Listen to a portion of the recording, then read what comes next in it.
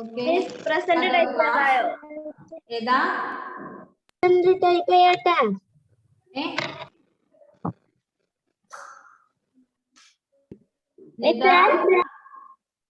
കാരിച്ചാൽ ചുണ്ടൻ തീർന്നില്ലേ? ചാപ്റ്റർ തീർന്നില്ലേ നമുക്ക്?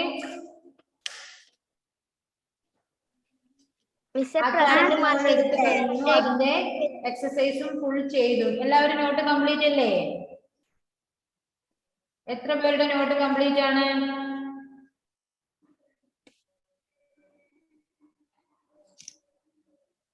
ഷെഫുമ അതെന്താ തലതിരിഞ്ഞ് കാണുന്ന നമ്മളെ കിടക്കുകയാണോ?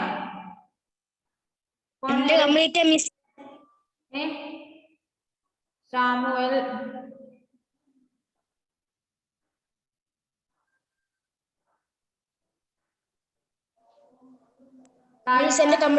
ചാപ്റ്റർ ക്ലോസ് ചെയ്തു അല്ലേ?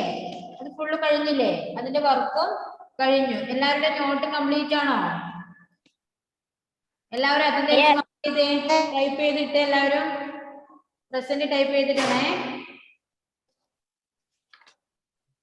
ഇനി നമുക്ക് പാഠം 11 പാഠം 11 ഒരു കൃഷിപ്പാട്ടാണ് അല്ലേ? നിങ്ങളത് നോക്കിയോ? വായിച്ചു നോക്കിയോ? കൈസ് വായിച്ചു? അത് എന്താ ക്ലിയർ ഇല്ല. ഇപ്പോഴും ക്ലിയർ ഇല്ല?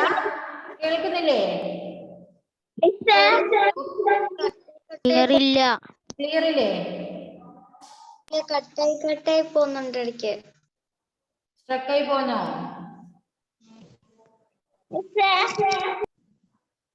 എല്ലാവരും വീഡിയോ ഓൺ ചെയ്തിരുന്നേ. ടോഷിൻ നിഹാരൊക്കെ ഇടക്കിടക്ക് വീഡിയോ ഓഫ് ആക്കുന്നേ. ക്ലിയർ ആവുന്നുണ്ടോ? ക്ലിയർ ആവുന്നുണ്ട്. നമുക്ക് ഇനി ഇടയ്ക്കിടയ്ക്ക് കട്ടായി പോകുന്നുണ്ട് അല്ലെ? നെറ്റ് പ്രോബ്ലം ആയിരിക്കും മോളുസേ. ഇവിടെ വേറെ കുഴപ്പമൊന്നും കാണുന്നില്ല. ഇടയ്ക്ക് കട്ടായി പോകുന്നുണ്ട്. ഞാൻ 10ാമത്തെ ലെസണിനൊന്നുമില്ല. ഞാൻ സ്കൂളിൽ വരുന്നില്ലാത്തോണ്ട് ഞാൻ കേട്ടിട്ടില്ല 10ാമത്തെ ലെസണൊന്നും. 10ാമത്തെ ലെസൺ നോക്ക് കിട്ടിയില്ലായിരുന്നു അല്ലേ? കാരിച്ചാൽ ചുണ്ടൻ. അത് 10ാമത്തെ ലെസൺ സ്കൂളിൽ നിന്ന് എടുത്തതാണ്. പയ്യെ ചെയ്തു. എടുത്തായിരുന്നോ? ഉണ്ടായിരുന്നോ? സ്കൂളിൽ വരുന്നില്ലായിരുന്നു. കുഴപ്പമില്ല. അത് എക്സാമിന് മുമ്പേ ഉള്ളതല്ലേ. കാരിച്ചാൽ ചുണ്ടനല്ലേ നിഹാരക്ക് കിട്ടാതില്ലോ? വേണമെങ്കിൽ ഒരു പ്രാവശ്യം ഞാൻ ജസ്റ്റ് ഒന്ന് പറഞ്ഞു തരാം. ഇന്ന് ഇത്രയും സമയമായില്ലേ?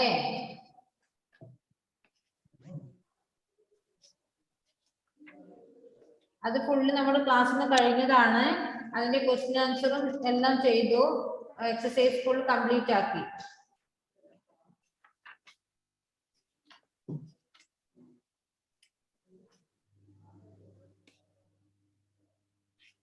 നിഹാരക്ക് മാത്രമാണോ ക്ലാസ് കിട്ടാത്തെ? വേറെ ആരും കാരിച്ചാൽ ചുണ്ടൻ ഇല്ലാത്തവരുണ്ടോ? ഷെസിൻ, മുഹമ്മദ് ഷെസിൻ സ്കൂളിൽ വരുന്ന മോനാണോ? ഓഫ്ലൈനിൽ ഉണ്ടായിരുന്നോ? ഉണ്ടായിരുന്നു അല്ലേ? നോ. വേറെ ആർക്കാ ഓഫ്ലൈൻ ക്ലാസ്സിന് വരാത്ത മക്കൾ? വേറെ ആരാ ഉള്ളത്?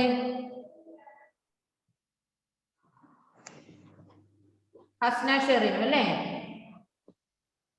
10ാമത്തെ പാഠത്തിന്റെ വർക്ക് മിസ് പറഞ്ഞിട്ടില്ലേ? ക്വസ്റ്റ്യൻ ആൻസറേ പറഞ്ഞിട്ടില്ല.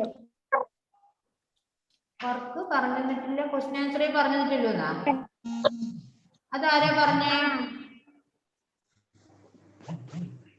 ക്ലിയർ ആവില്ല.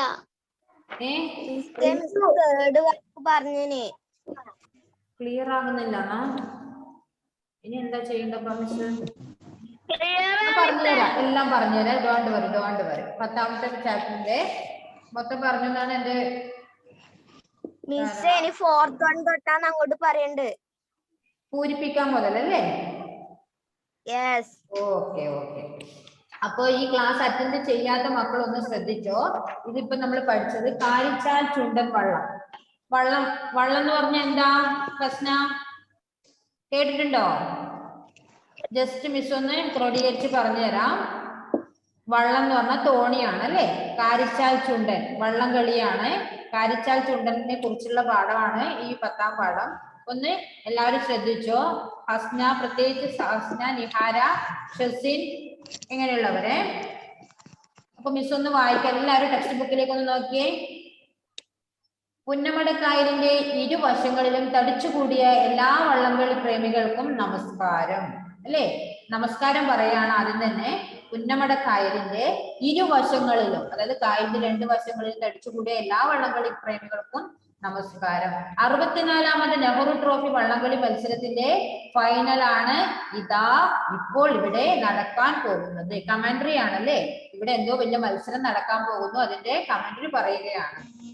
എല്ലാവരും ടെക്സ്റ്റ് ബുക്കിലേക്ക് നോക്കണം. Page number 43.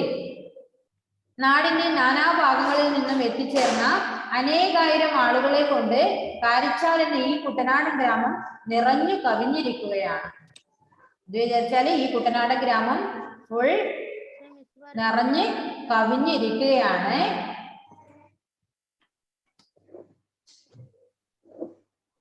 പെട്ടെന്ന് നമ്മുടെ കുറച്ച് സമയം ആദ്യം പോയതുകൊണ്ട് കുറച്ച് പെട്ടെന്ന് ക്ലാസ് തീരുവേ. പെട്ടെന്ന് നമുക്ക് ഇതൊന്ന് പറയാം. എങ്ങും ആവേശം തിരതല്ലുന്നു. നീല കണ്ണാടി പോലെ തിളങ്ങുന്ന കായലിന്റെ വിരിമാറിലൂടെ കരിനാഗങ്ങളെ പോലെ ചീറി വരുന്ന കളിയോടങ്ങളെ കാത്തിരിക്കുന്ന പുരുഷാരം ഇളകി മറിയുകയാണ്. മത്സരം ഏത് നിമിഷവും ആരംഭിക്കും. എല്ലാവരും ഭയങ്കര ആവേശത്തോടെയാണ് ഉള്ളത്. നീല കണ്ണാടി പോലെ തിളങ്ങുന്ന കായലിനെ വിശേഷിപ്പിച്ചിരിക്കുകയാണ്. എങ്ങനെ? നിഹാര ശ്രദ്ധിക്കണം, നിങ്ങൾക്ക് വേണ്ടിയാണ് ഇപ്പോൾ ആദ്യം ക്ലാസ് എടുക്കുന്നത്. നീല കണ്ണാടി പോലെ തിളങ്ങുന്ന കായലിന്റെ വിരിമാറിലൂടെ കരിനാഗങ്ങളെ പോലെ ചീറി വരുന്ന കളിയോടങ്ങളെ കാത്തിരിക്കുന്ന പുരുഷാരം. അപ്പോ ആ കളിയോടങ്ങളെ ഏതിനോടാണ് ഉപമിച്ചിരിക്കുന്നത്? കരിനാഗങ്ങളെ പോലെ ചീറി വരുന്ന കളിയോടം എന്നാണ് പറഞ്ഞത്. വള്ളത്തിനെ ഏതുമായിട്ടാണ് ഉപമിച്ചിരിക്കുന്നത്? കരിനാഗങ്ങൾ, അല്ലെ? കറുത്ത പാമ്പുകൾ ഇഴഞ്ഞു വരുന്നത് പോലെ, നീലക്കണ്ണാടി പോലുള്ള വെള്ളത്തിലൂടെ കറുത്ത കരിനാഗങ്ങൾ ഇഴഞ്ഞു വരും പോലെയാണ് ഈ വള്ളങ്ങൾ വരുന്നത്. ഇത്തവണ ആര് ജയിക്കും? അതാണ് ഓരോ വള്ളംകളി പ്രേമിയുടെയും മനസ്സിൽ ഉയരുന്ന ചോദ്യം. ഈ വള്ളംകളി മത്സരത്തിൽ ആരാണ് ജയിക്കുക എന്നാണ് എല്ലാവരും ചോദിക്കുന്നത്. ഫൈനൽ മത്സരത്തിന് അർഹത എന്താ? എന്തെങ്കിലും പറഞ്ഞോ?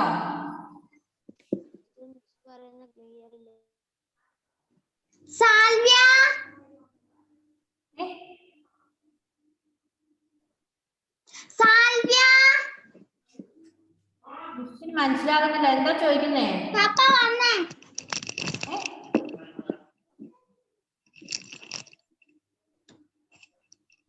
ഇത്തവണ ആര് ജയിക്കും? അതാണ് ഓരോ വള്ളംകളി പ്രേമിയുടെയും മനസ്സിൽ വരുന്ന ചോദ്യം. ഫൈനൽ മത്സരത്തിന് അർഹത നേടിയിരിക്കുന്ന 4 ടീമുകളിൽ ആര് മുന്നിലെത്തും? ആ ചോദ്യത്തിന് ഉത്തരം കാത്തിരിക്കുകയാണ് ഓരോ കാഴ്ചക്കാരനും. ആദ്യത്തെ നെഹ്റു ട്രോഫി മത്സരത്തിൽ ഒന്നാമതെത്തിയ നടുഭാഗം ചുണ്ടനാണ് ആദ്യ ട്രാക്കിൽ കിടക്കുന്നത്. ആദ്യ ട്രാക്കിൽ കിടക്കുന്നത് ആരാണ്?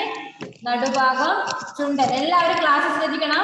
ടോഷിൻ, നടുഭാഗം ചുണ്ടനാണ് ആദ്യ ട്രാക്കിൽ കിടക്കുന്നത്. മത്സരം കണ്ടതിന്റെ ആവേശത്തിൽ സ്വയം മറന്ന് ഭാരതത്തിന്റെ പ്രഥമ പ്രധാനമന്ത്രിയായിരുന്ന ജവഹർലാൽ നെഹ്റു ചാടിക്കയറിയ അതേ ചുണ്ടൻ വള്ളം ഏതാണ്? നടുഭാഗം ചുണ്ടൻ. അവസാന വിസിലിന് വേണ്ടി കാതോർത്തിരിക്കുന്ന ആ വള്ളത്തിലെ തുഴക്കാരുടെ മുഖത്ത് വിജയം തിരിച്ചു പിടിക്കുമെന്ന നിശ്ചയദാർഢ്യം പ്രകടമാണ്. അവർക്ക് ഭയങ്കര കോൺഫിഡൻസിലാണ്. എന്താ?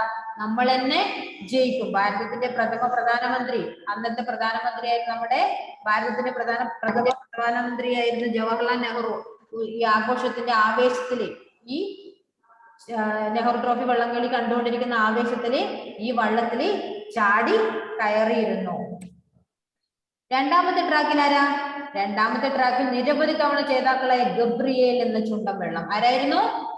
ഗബ്രിയേൽ എന്ന ചുണ്ടൻ വെള്ളം. ആദ്യ റൗണ്ട് മത്സരങ്ങളിൽ ഉജ്ജ്വലമായ പ്രകടനമാണ് അവർ കാഴ്ചവെച്ചത്. അതുകൊണ്ട് തന്നെ ഇത്തവണ ട്രോഫി നേടുവാൻ ഏറ്റവും സാധ്യതയുള്ള വള്ളങ്ങളിൽ ഒന്നായി പലരും ഗബ്രിയേലിനെ കണക്കാക്കുന്നു. മൂന്നാമത്തെ ട്രാക്കിൽ നിലയുറപ്പിച്ച കാട്ടിൽ തെക്കേതിൽ. മൂന്നാമത്തേതിൽ ആരാണ്? തെക്കേതിൽ എന്ന വള്ളത്തിലെ തുഴക്കാർ ഇത്തവണ ചരിത്രം സൃഷ്ടിക്കുമെന്ന പ്രതിജ്ഞ ചെയ്ത് ഇറങ്ങി പുറപ്പെട്ടവരാണ്. അവരെന്താ പറഞ്ഞേ? നമ്മൾ തന്നെ ഇപ്രാവശ്യം ജയിക്കും എന്നവര് ദൃഢ പ്രതിജ്ഞ എടുത്ത് ഇറങ്ങി പുറപ്പെട്ടതാണ്. അടുത്ത് നോക്കിയേ, അതാ 4ാമത്തെ ട്രാക്കിലാണ് കാരിച്ചാൽ ചുണ്ടൻ കിടക്കുന്നത്. ഏത് ട്രാക്കിലാണ് കാരിച്ചാൽ ചുണ്ടൻ? 4ാമത്തെ ട്രാക്കിലാണ് കാരിച്ചാൽ ചുണ്ടൻ. 1ഉം 2ഉം തവണയല്ല 13 തവണയാണ് അവർ ട്രോഫി നേടിയിട്ടുള്ളത്. എല്ലാവരും അറ്റൻഡൻസ് ടൈപ്പ് ചെയ്യണേ. 1ഉം 2 തവണയല്ല 13 തവണയാണ് അവർ നെഹ്റു ട്രോഫി വള്ളംകളി മത്സരത്തിൽ 1ാം സ്ഥാനത്ത് എത്തിയിട്ടുള്ളത്. ഈ വർഷവും ചരിത്രം സൃഷ്ടിക്കുമെന്ന് ആവർത്തിക്കുമെന്ന ഉത്തമ വിശ്വാസം അവരുടെ മുഖത്ത് കാണാം. 14ാം തവണയും കാരിച്ചാൽ കപ്പ് നേടുമോ അതോ മറ്റു 3 വള്ളങ്ങളിൽ ഒന്ന് കാരിച്ചാലിനെ തോൽപ്പിക്കുമോ? നമുക്ക് കാത്തിരിക്കാം. ഭയങ്കര ആൻസിറ്റി നിറഞ്ഞ നിമിഷങ്ങളാണല്ലേ. അതാ വിസിൽ മുഴങ്ങിയിരിക്കുന്നു. മത്സരം ആരംഭിച്ചിരിക്കുന്നു. വള്ളംകളി മത്സരത്തിന്റെ ആവേശഭരിതമായ നിമിഷങ്ങളാണ് ഇനി കടന്നു വരുന്നത്. 4 വള്ളങ്ങളും തുഴയാൻ തുടങ്ങിയിരിക്കുന്നു. ഒരേ താളത്തിൽ കൈകൾ ചലിപ്പിച്ച് ഒരേ മനസ്സോടെ ആഞ്ഞു പരിശ്രമിക്കുകയാണ് തുഴക്കാർ. നല്ല രസമായിരിക്കും അല്ലേ കാണാൻ? എല്ലാവരും കൂടെ ഭയങ്കര സ്പിരിറ്റോടുകൂടി ആഞ്ഞു തുഴയുകയാണ്. അതിമനോഹരമായ ജലക്കാഴ്ചയാണിത്. മലവെള്ളം പോലെ 4 വള്ളങ്ങളും ഒപ്പത്തിനൊപ്പം കുതിച്ചു വരികയാണ്. ഇരിപ്പുറക്കാതെ താറാവിനെ പോലെ തലനീട്ടി നോക്കുന്ന കാഴ്ചക്കാർ. എങ്ങനെയാ നോക്കുന്നേ? താറാവിനെ പോലെ. കണ്ണുകളിൽ ആനന്ദം ചൊരിഞ്ഞുകൊണ്ട് കായലിൽ നൃത്തം ചെയ്യുകയാണ് തുഴക്കാർ അല്ലേ. അവരിങ്ങനെ ആവേശത്തില് ഭയങ്കര സന്തോഷത്തില് ഇങ്ങനെ ആനന്ദം ചൊരിഞ്ഞുകൊണ്ട് കായലിൽ നൃത്തം ചെയ്യുകയാണ് തുഴക്കാർ. ചില കണികകൾ മുത്തുമണികൾ പോലെ ആകാശത്തേക്ക് ചിതറിത്തെറിക്കുന്നുണ്ട്. എങ്ങനെ? ജലകണികകൾ മുത്തുമണികൾ പോലെ ആകാശത്തേക്ക് ചിതറി തെറിക്കുന്നുണ്ട്. അതിൽ വീഴുന്ന സൂര്യരശ്മികൾ തീർക്കുന്നുമുണ്ട്. വള്ളങ്ങൾ അതിവേഗത്തിൽ പാഞ്ഞു വരുമ്പോൾ ഇരുവശത്തേക്കും വകഞ്ഞു മാറുന്ന വെള്ളം തിരമാല കണക്കെ ഉയർന്നു പോകും. ഒന്നും മനസ്സിലാവുന്നില്ലേ? ക്ലിയർ ഉണ്ട് മിസ്. ആർക്കാ ക്ലിയർ ഇല്ല?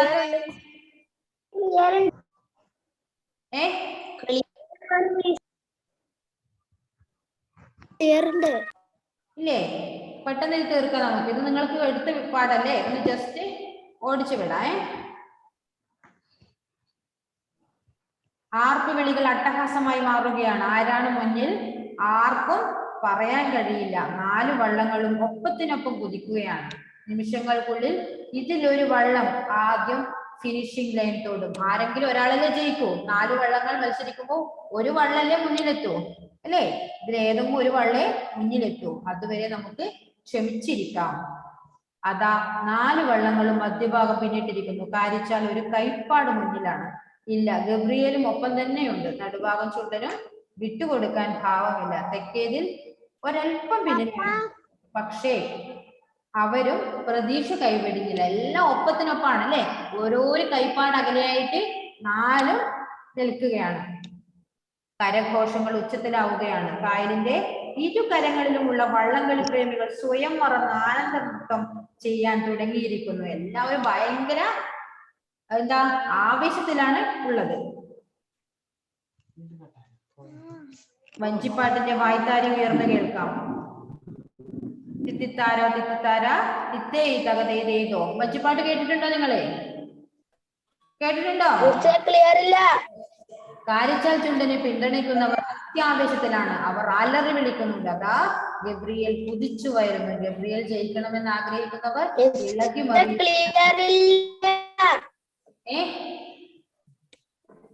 ഗബ്രിയേൽ കാരിച്ചാലിനെ പിന്നിലാക്കുമോ? ഇല്ല, കാരിച്ചാൽ വിട്ടുകൊടുക്കാൻ ഭാവമില്ല. അവർ ആഞ്ഞു തുഴയുകയാണ്. എന്തും സംഭവിക്കാം. ഏതാനും നിമിഷങ്ങൾ മാത്രം ബാക്കി നിൽക്കുന്നു. ഇതിനിടയിൽ നടുഭാഗം ചുണ്ടനും ഒരു കൈ നോക്കുന്നുണ്ട്. വള്ളങ്ങൾ അവസാന കുതിപ്പിലാണ്. ഇപ്പോൾ ഇതാ കാരിച്ചാൽ ഒരു വള്ളപ്പാട് മുന്നിലാണ്. അവർ ഈ മേൽക്കോയ്മ നിലനിർത്തുമോ? സർവശക്തിയും എടുത്ത് അതിയായ ഉത്സാഹത്തോടെ അവർ പരിശ്രമിക്കുന്നുണ്ട്. ജലകേളിയുടെ അവസാന നിമിഷങ്ങളാണ് ഇപ്പോൾ കാണുന്നത്. ഫിനിഷിംഗ് പോയിന്റ് ഏതാനും വാരം മാത്രം അകലെയാണ്.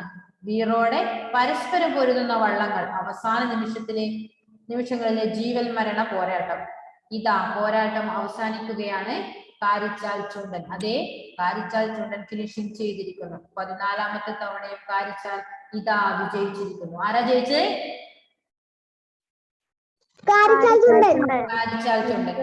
ഇത് ക്ലാസ്സിൽ ഇത് പറഞ്ഞതാണ്, അതുകൊണ്ട് ഇത് പെട്ടെന്ന് അങ്ങ് തീർത്തത്.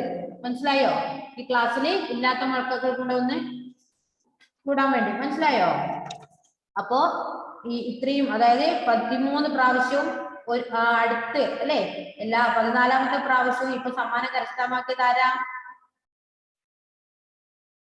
14 തവണയും കപ്പ് നേടിയത് ആരാ? അല്ലേ? അടുത്തടുത്ത് കണ്ടിന്യൂസ് ആയി അല്ലേ 14ാമത്തെ തവണയും കപ്പ് നേടിയത് കാരിച്ചാൽ ചുണ്ടനാണ്. ഇതാ ഈ മത്സരം വീറോടെ നടന്ന ഈ മത്സരം അവസാനം ഫിനിഷിംഗ് പോയിന്റ് എത്തിയിരിക്കുന്നു. കാരിച്ചാൽ ചുണ്ടൻ അങ്ങനെ വിജയിച്ചിരിക്കുകയാണ്. ഇതായിരുന്നു ഈ പാഠം. ഈ പാഠത്തിന്റെ പദപരിചയം നമ്മൾ പറഞ്ഞു. ക്വസ്റ്റ്യൻ ആൻസർ എഴുതി അല്ലേ? ക്വസ്റ്റ്യൻ ആൻസർ എഴുതി. പിന്നെ അതാരാ?